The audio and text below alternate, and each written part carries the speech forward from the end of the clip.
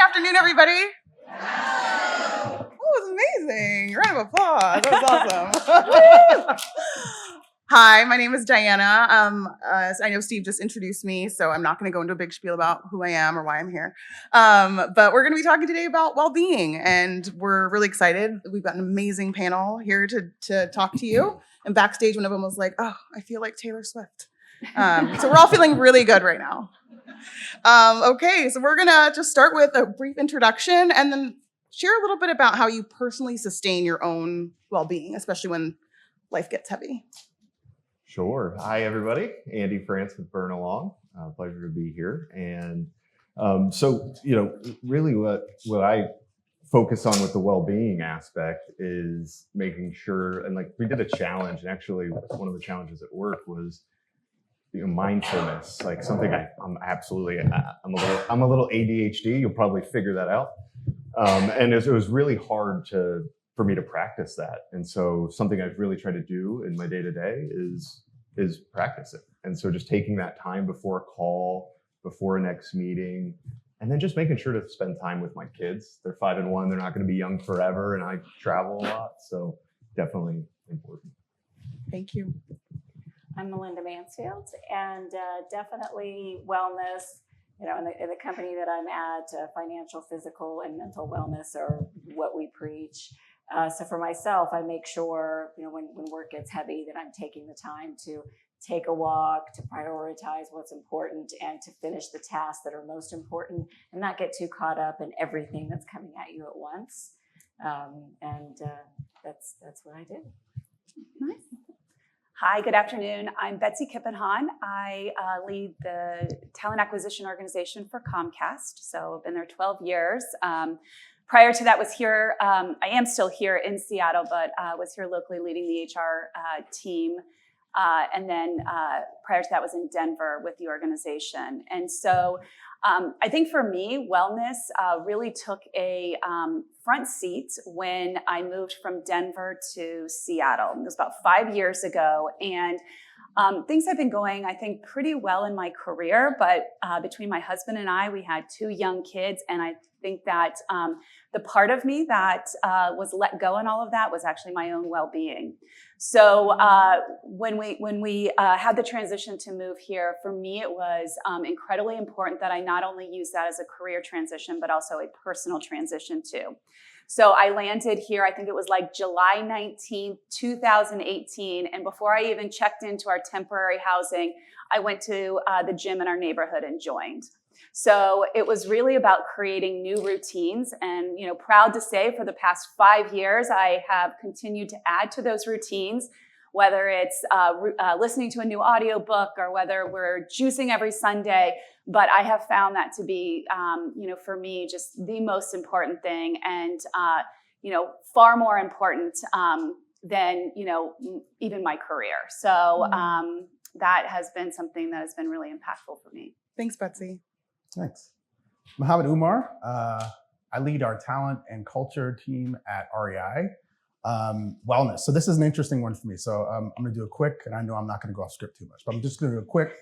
Grew up in New York, so being outside and being involved in the outdoors was different for me. We had parks, not the mountains. But I was an avid soccer player, and then in 2019, I tore my Achilles tendon.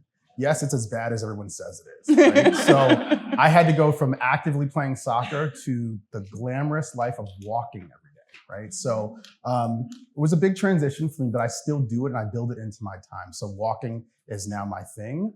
I walked this morning, I will walk after this as well. And that's my source of well-being.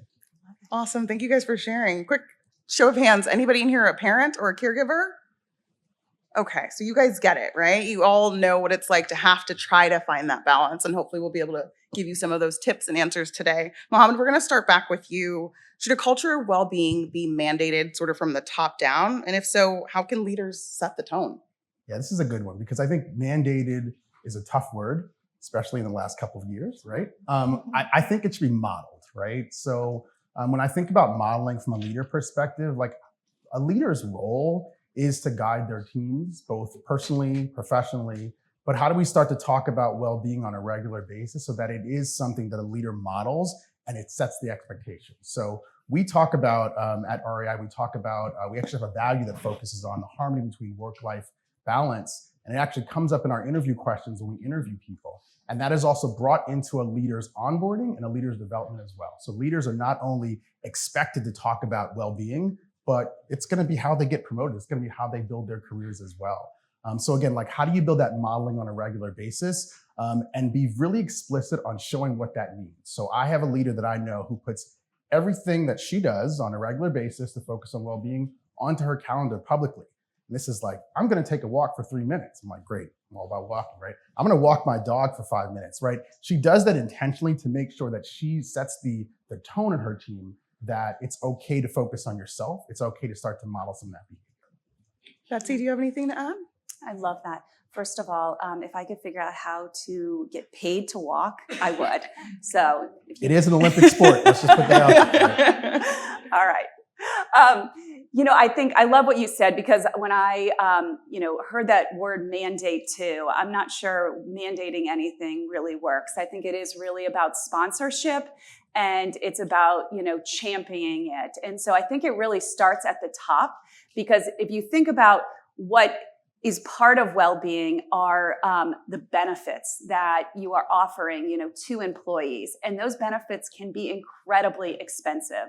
And so I think when leadership is putting kind of their money where their mouth is, saying this is important to us, and building that infrastructure is really step, number one. And I think not only what those benefits are, but then, promoting them and how they come into play. But then I think as you start to permeate down through the organization, it really is then what you had shared is, I think actions are much louder than words. And, just modeling that behavior. What does the one-on-one look like? How often are you having skip levels with people? How often are you talking about, what you're doing and building trust within your organization? What are the questions you're asking?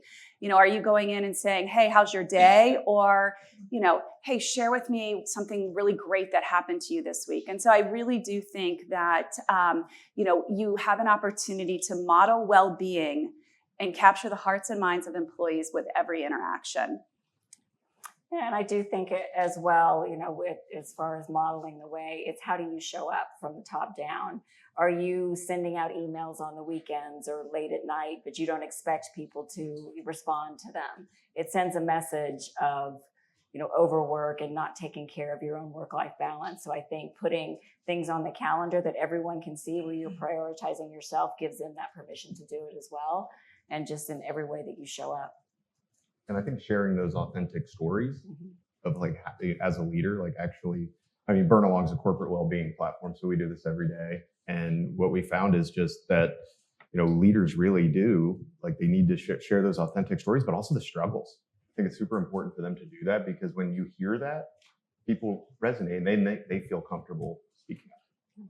Along with that theme of sort of people in positions of overseeing others and managing teams, there can be sort of a disconnect from the top and middle management and employees. What is one way that middle management can help sort of help employees balance hustle culture and well-being?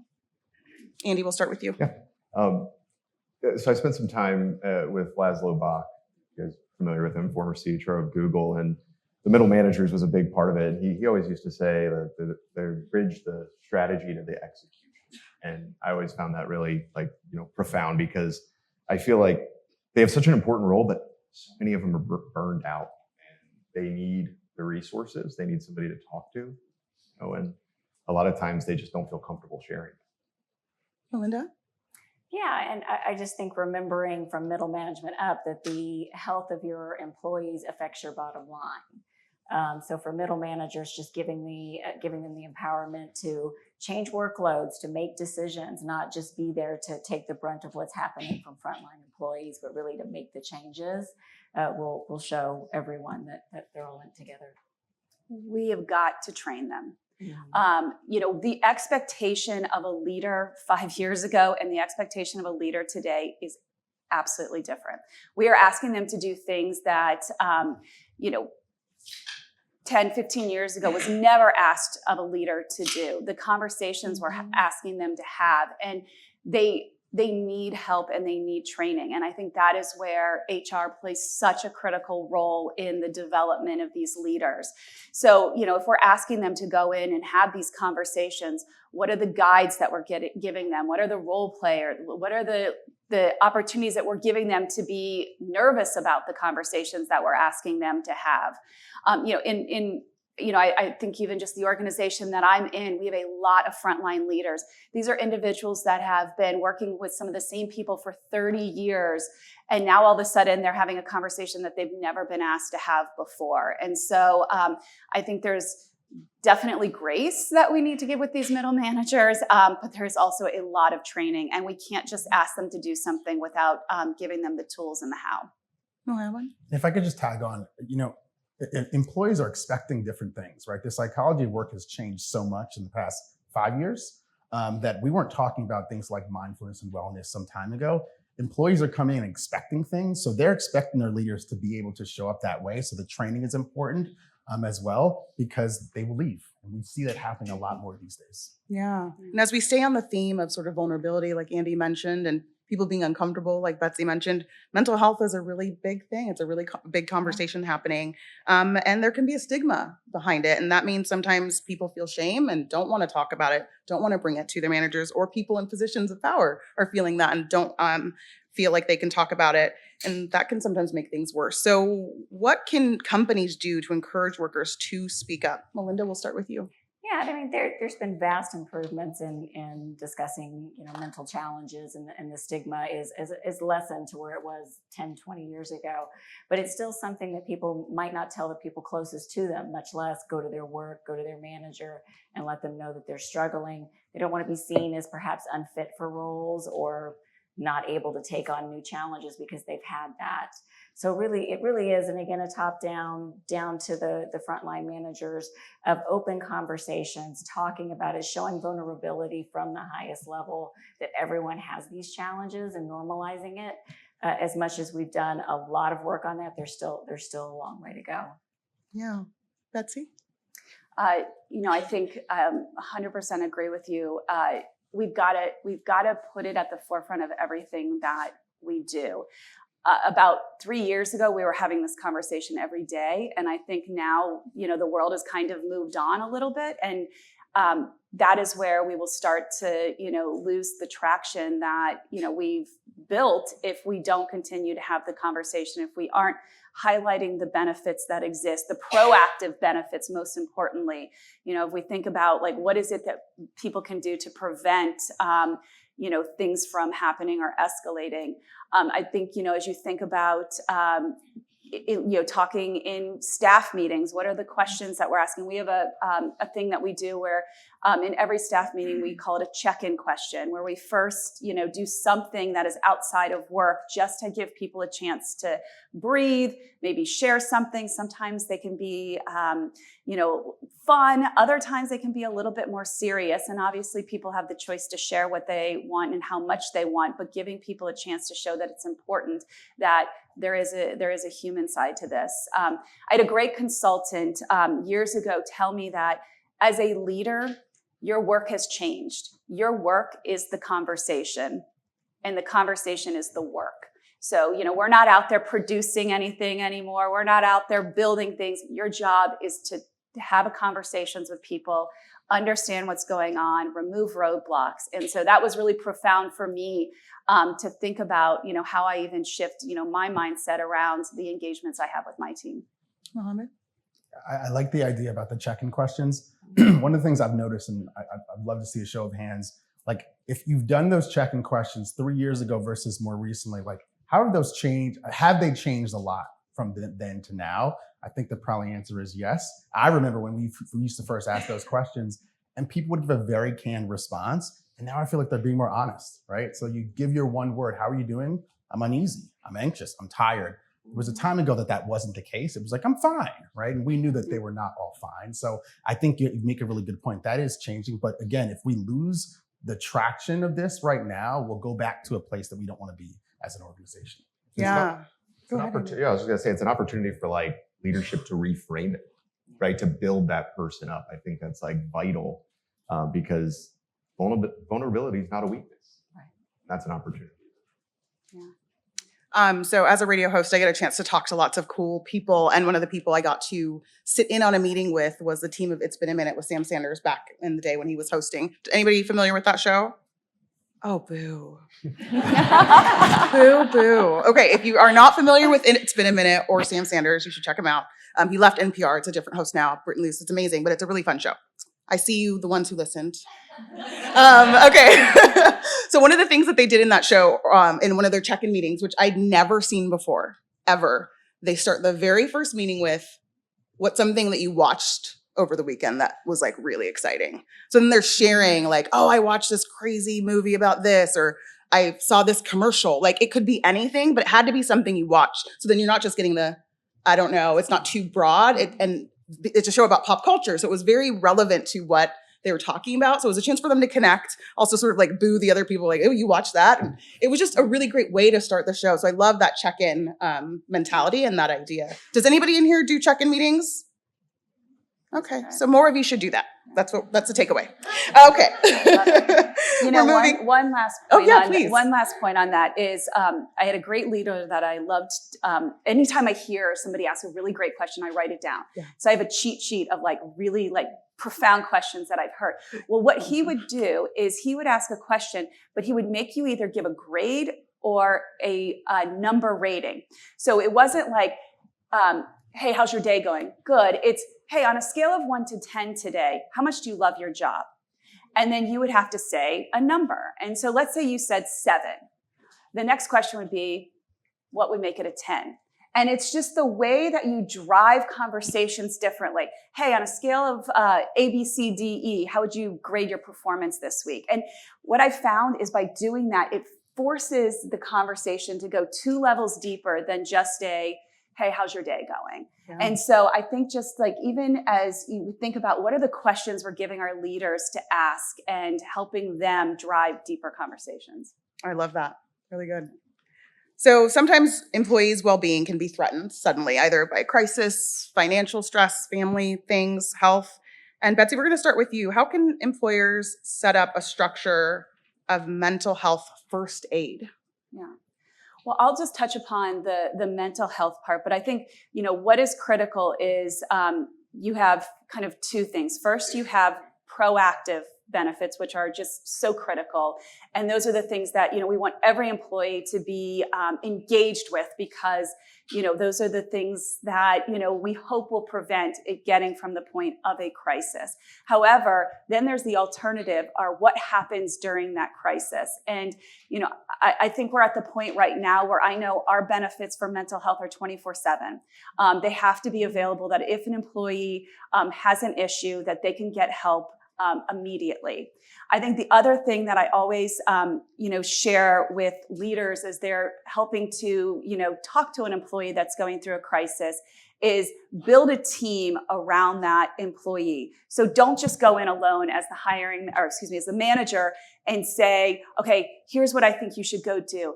Pull in HR, pull in your leader, pull in other guidance to say, this is the situation this employee is going through right now. What are all the things that we have in our toolkit that we can help enable this employee to get through this crisis, which I just have found to be, so much better. Even I was in HR, I led HR. If I have an employee that's going through a crisis, I will never go in alone. I will pull in my, friendlies to help me figure out what is the best way that we can support this employee. Mohammed? Yeah, it's a really good point, because I think we typically how we looked at well-being or employees in crisis were based on very acute situations, right? Moments that matter, that an employee needs something. And at that point, the employee's mind is not clear to be able to think about planning or next steps or anything but fixing that thing. And I think we have to sort of shift from acute wellness to more programmatic, systematic wellness, right? How do we start talking about it on a regular basis? How do we build it into our culture, right? So again, those conversations that you need to have with that employee when they're having that moment, you need to practice those, right? Because you're probably going to stumble a number of different times. So I think about things like, how do we build training? How do we start to change policy? I know nobody loves policy, but change policy right around wellness. How do we start to make those tools more accessible? I recently saw a stat. I was working with an organization, consultant for many years, and they said that they had these great wellness benefits, but only 13% of the employees actually utilize them. It's like, it sounds like a waste of money, if you just ask me. But how do we start to look at what are the things that employees actually going to use, and what are some of the retroactives we need to do after the fact to measure those, right? Get some feedback, do a survey, check the data, right? The last thing that I'll add on is a lot of times I see an employee going through crisis, and then once that employee comes back from leave or time off, no one checks in with them afterwards. So what I would say as a recommendation, put some time on the schedule with that employee to just do a check-in. Doesn't have to be a very detailed conversation, but just check in with them to see how things are going as a tidbit I think we can take away with. Andy? Yeah, I mean, mental health is one of those things where there's so many different dynamics that go into it, and it's really, I mean, like D&I, like I read a lot of like reports, right?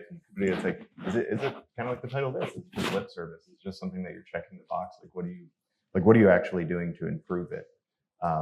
And we see all the time that a lot of companies are just they're not taking the right actions. They're not putting into place the one-on-ones. I mean, the best manager I ever had, he knew my kids' names. He knew my dog's name. He sent them, he sent them presents on their birthdays, and that was so meaningful to me. So that improved my mental health when you're going through this.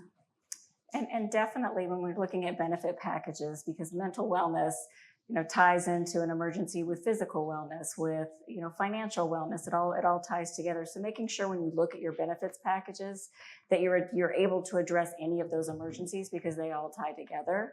And again, making sure there's adoption, making sure the efficacy of the programs are useful to people, so that when they do have an emergency, they don't just call EAP, that they understand their manager is going to get them to the right place to get them real help. And then, of course, check in on them as it passes.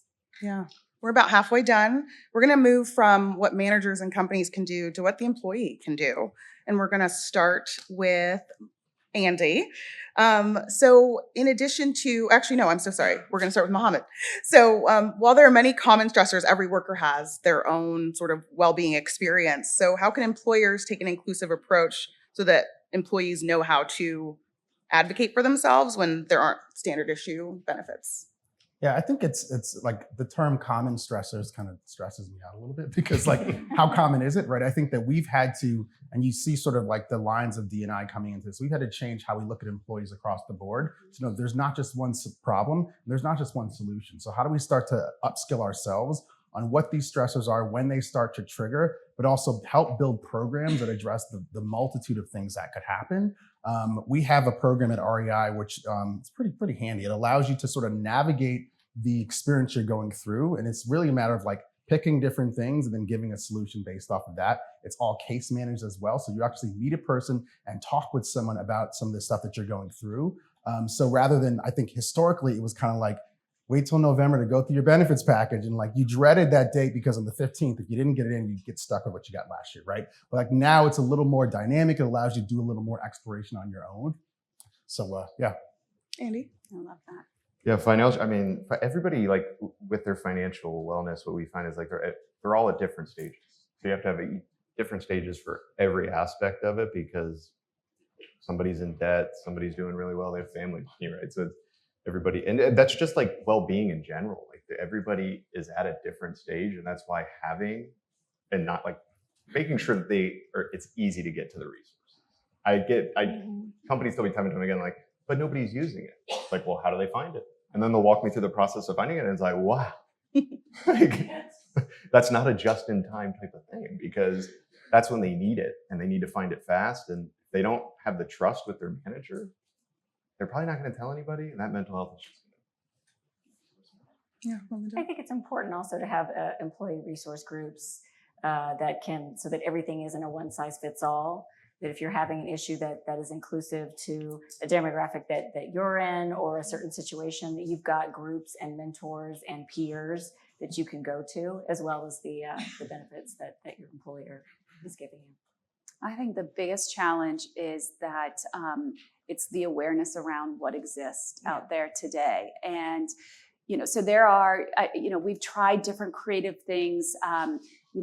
Once a month we'll highlight did you know? And we'll pick one benefit to go out there and do a big campaign around. I've seen some success with hiring managers actually, asking employees, they're volunteering if they've used a specific benefit.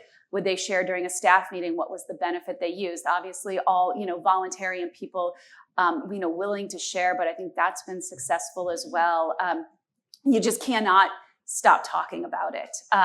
There is, never a time that we can continue to share like what are the resources that are available out there. I love the ERG groups; they're fantastic.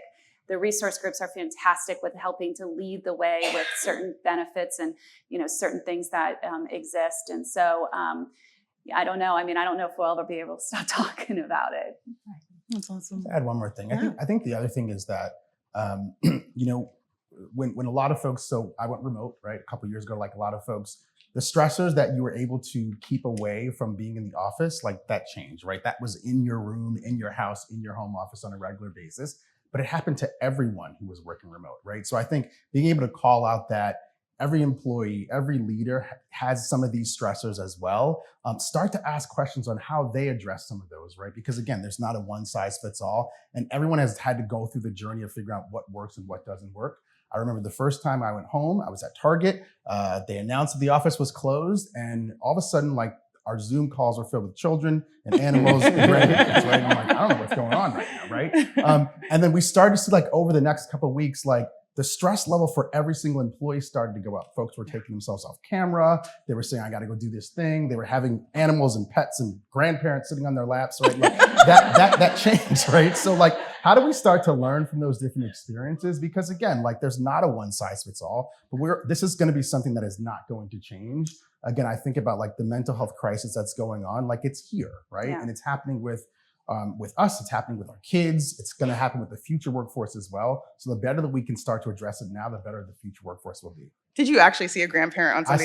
saw two grandparents, right? And they kind of stumbled into the room and they were like, what's going on in the camera? And then they left. And then, like, nobody gets on camera anymore. Like, my kids never come in on camera. I miss right? the kids and the pets. Yeah. I didn't see the grandparents. It was a thing for a while, right? Often workers need advice about situations, just like managers do. And there are situations where emotional issues overlap with the day-to-day. And for example, if you're dealing with a difficult employee, no one's dealt with a difficult employee, right? Okay, cool. Or unrealistic workloads, that's also not a thing. Okay, cool. And so are there coaching or mentorship practices that are evolving to be more supportive for when these things come up and overlap and impact the work? We'll start with you, Mohammed. Yeah, I think it's really, so I'll give you a quick backstory. I was a resident assistant, resident director back in college, right? So we did something called behind closed doors, that you literally walked into a dorm room and you didn't know what situation you were going to go into, but you had to triage the situation right away. We actually tried that at work as well. And we set up like realistic situations, but like you jump on a call and you're starting to go through a script of things. And like you have to act on the moment. You have to be able to respond to things. You have to base things off the training that you actually received. I think you have to start to do that on a regular basis. Like, this is going to take training. This is going to take development. This is going to take mistakes as well, for sure. Andy? Yeah, no, that's a really good point. And you know what we're really seeing with like everything that all the different aspects. Like, I feel like we've been talking about mental health a lot and that aspect, and it's something that I don't know if you guys are familiar with it, and it's kind of blanket on me right now. But has anybody heard of ACT? With like, it's like having somebody there that you're basically always available to go to. Like, there's a process in place for somebody to take. There's a resource there, and they're going to have a conversation about it. There's there's just a mapped out process. And I think it's called ACT. I read it for my children at one point, and it was really good. Okay, nice. And I think, we talked a lot about training for managers. I think it's really important to get back to some of the things that at least a few years ago were really prevalent in management training: emotional intelligence, critical conversations, conflict resolution. Because when someone comes to you, all of those things can help you guide them through it. So I think it really does start with training your leaders, frontline and up. Yeah, that's it. I think the only other thing I'd say is it just, one of the things we really work with our leaders on is like, don't jump to conclusions, really sit down and understand what's happening. Because typically what's happening in the employee's life or what's happening, causing whatever situation that is. It's something, much bigger than the way that it's being portrayed. And so, again, I think if we start every conversation with, from the heart, that is the absolute best thing that we can do as leaders and as human beings. And so, really, cautioning on making sure we truly try to understand the human and the person before, jumping to conclusions on the situation. Yeah, please. And I think the other thing, you all are bringing up really good points that makes me think about, like, as we've dealt with difficult employees show up differently in this day and age than historically they have, right? So again, like, how do you not jump to conclusions? How do we deal with things like performance in this current state, right? This current day and age of performance is different right now than it used to be. Like, is that employee just not performing because they cannot do it, or is there something else going on? So again, how do you ask the right questions to be able to talk them through things and then start to determine differences? Yeah. For our final question, this is a big one. Get ready. Okay. So for everyone, I'd love to hear and to share with the audience one pithy piece of advice or a suggestion that you can offer to the people in the room here today as something that they can take back with them for a chance to make a change, make a difference. Start with you, Andy. Yeah, something that, like, I think is just really important. Like, I think Mohammed said it, but like, it was just putting time on the calendar for your well-being. So I think it's just really important for everybody to do, and lead by example. You guys, like, that, people are watching you, and you might not think it, but being like they really are, and they want to see you be authentic with them. That's what employees want. So many leaders, in my experience, are not. Yeah, Melinda? I think, just remembering that wellness is not one size fits all. Can't put one program in place and it's going to solve the issues for everyone. But so really making sure that the voice of your employees is heard often, not in a once a year voice of the employee, on what you're offering them as far as support and what's working for them. So I would say definitely keep a pulse on that and understand that it's going to be, multi-layered. Yeah. Betsy? Listening to a really great book right now by David Brooks. I think he's a writer for the Wall Street Journal, but he wrote a fantastic book called How to Get to Know a Person. And it's been fascinating, but the thing that it's, continued to reinforce to me is that I cannot control what happens around me. I cannot control the way that people respond, the way that people act. The only thing I can control is my reaction to them. And so he has this one piece where he says, are you an illuminator of people or are you a diminisher of people? Do you bring the light or do you bring the heat? And that was just like a really, for me coming into 2024, I think just a really unique experience to say, I know who I want to be in life and I want to go into work every day and be an illuminator for people. I can't control what everybody else is doing, but I don't want to diminish people. And so I think that has been something that has helped me in my own mental wellness. And so it's a great book if you want to check it out. Mohammed? So I'm just going to give context again. I just came off vacation yesterday, so let me lay this out. So, and then just a quick show of hands. Is anybody in the room a vacation planner? Please say, oh, yeah. No. Wait, hold on. There are vacation planners? Yeah, vacation planner. Okay, so this will work. Okay. So, one of the things that I've tried to do with my team is like plan your days like you're planning a vacation, right? So like we think about vacations of like, what is the experience I'm trying to get that day, right? So is it a pool? Is it a beach? Is it hiking? Think about your days like that as well. Like, what are you trying to get to that day? And I find that a lot of times we think of our days as just meeting, and we get to the end and we don't know what we did or what we accomplished, right? So I try to walk into my days of planning it like I'd plan a vacation, right? So like, what do I want to get today? Do I want to have an enlightening experience? Do I want to like heads down work on something? Do I want to think about what's next? Like build that into your days on a regular basis, build in those blocks for like thinking time and breathing time and walking around time. You can do beach if you want to, right? But like build that into your days on a regular basis. We tried this with my employees and I've asked them like, what does your day look like today? And I said, how do you build that like you'd be building a vacation? And it seemed to work out really well for them. Oh, I love that. Is this the beach right here? This is the beach. This is the sand. Like I said, I'm still in vacation mode right now. I'd love to add something as someone who's not in HR and who is not qualified to make any decisions about HR. So you're going to listen. Take notes. Take notes.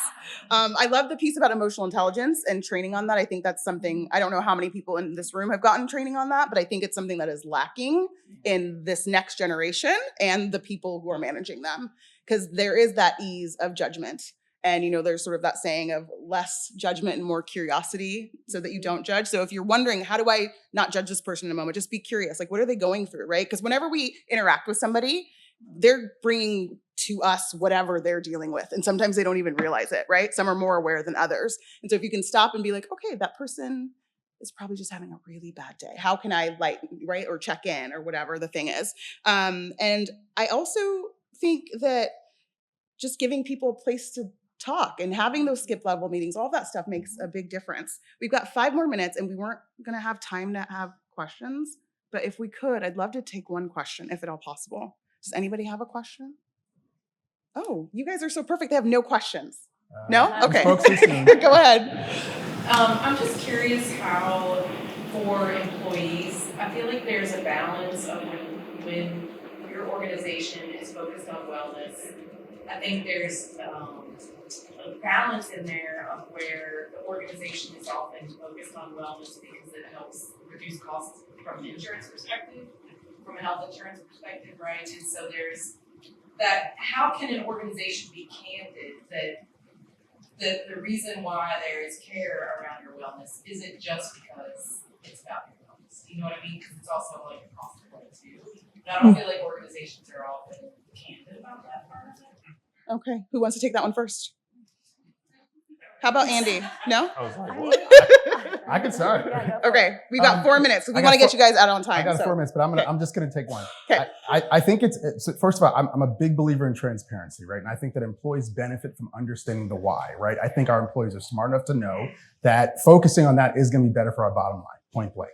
That said, I think we have to think about how do we blend it into the overall employee experience, right? How are we talking about that at hiring, at orientation and onboarding? Like, this needs to become something that is part of the culture, and then still be really truthful and honest about it, because I think it's a little bit of both. Yes, it's going to be good for the company, but we do want to make sure that our employees are being treated well. Yeah. We, about 9 years ago, our CEO said, we want to be the absolute best at customer experience, and customer experience is going to be our best product. We're still working on it.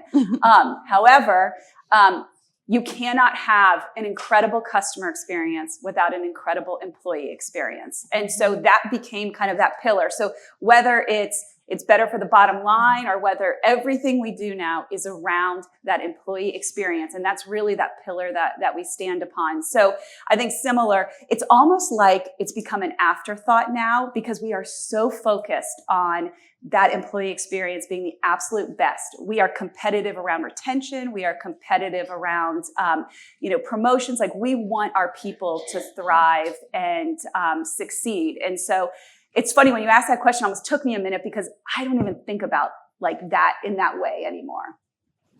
Do you have anything to add, Melinda or Andy? It just, piggyback off of that. It's really, yes, of course, wellness and overall well-being of your employees makes you a more productive, substantial company, but it really does have to be tied into what part can every person play in that, whether it's the employee, the manager, how can we make this a better place for everyone? And that's where wellness starts. Yeah, I mean, I'll just add one point. I mean, the social connection aspect, I think, is super important. Like, I don't know about everybody here, but like, working remote all the time, it just gets lonely. Like, if you're not going out on the road or doing something, it's just just kids, work, it's like this repetitive thing. So I just really feel like getting the team that opportunity. So like, just as an example, so like we do inclusive challenges at Burnalong, like to where, we had a lady that she was in a wheelchair, and she was like, this is the first time in 20 years that I've ever been included in a challenge. And honestly, like, the steps challenge has got to go. The guy in New York always wins. I don't know where I was going with that. How do you really feel, Andy? Tell us what you think. Well, we have 90 seconds. We did it. Way to go, guys. Thank you guys so much for being here. Hope you've had so much fun. Good job. Thank you, Mohammed and Betsy and Melinda and Andy for being here and sharing some tips. And I'm sure you'll stay behind for additional questions. Sure. Okay. And feel free to link in. Oh yeah, LinkedIn. Yes. Find them. Yes. Oh, Awesome. and burn along 30 days free. You guys can all get a card out there if you like it. Good resource to share. I'm very proud of myself.